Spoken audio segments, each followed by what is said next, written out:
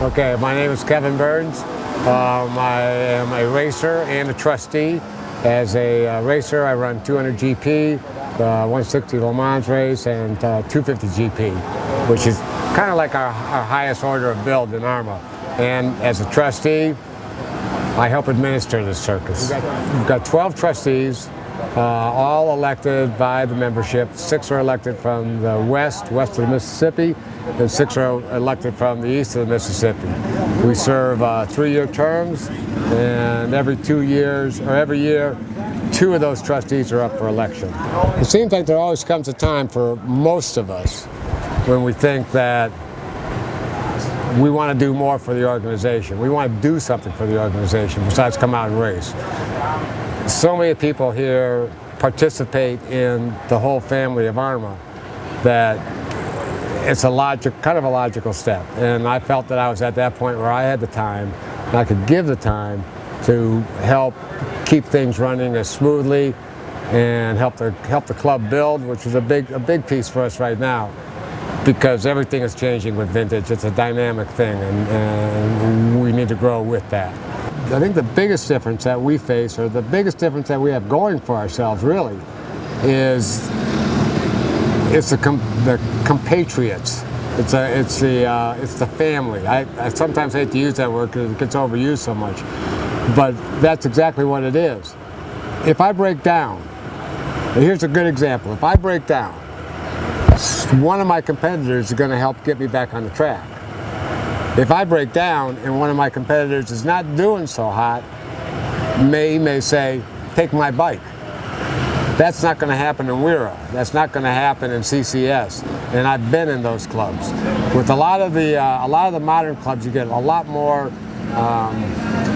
There's a lot more competition, and people don't want to help out as much.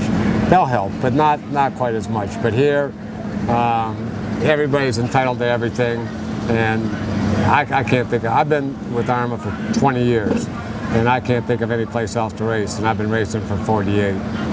I think part of it's the end of the season, part of it's the museum, part of it's the track, part of it's championships that are won and lost here. Part of it, a big part of it, is Mr. Barber and his vision for this. Last year we had 72,000 people here. It's kind of hard to not make this feel like the best place to be, and to a great extent it is. We've tried to set up to begin talking about other venues for a festival type event like we have. We used to have one at Mid-Ohio. That one kind of went away. There are plans possibly next year or the year after for a festival in Bristol, Tennessee at the Bristol Speedway.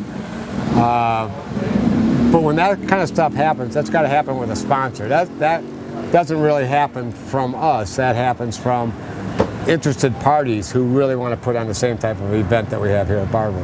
So when that starts to happen, then we offer all of our services for racing and everything else. We contribute to the show that someone else is putting on. If I could change anything in ARMA, it would be to put an age on vintage motorcycles rather than a date. A date is static. Often we have this conflict that vintage is 1974 and earlier. In the off-road side, it's a very distinct mark there between short travel suspension and long travel suspension. But when you look at the road racing side, we almost have the same thing in that our GP bikes are pre-68, and that's our vintage stuff. The sportsman classes and the formula classes all kind of feed back to the GP classes. But what we don't have is a way to take 25-year-old motorcycles and bring them into ARMA. And that's what we need to have. The vintage has to be a dynamic number. 25 years, you're considered for eligibility to race in ARMA. And a little bit the same with people too.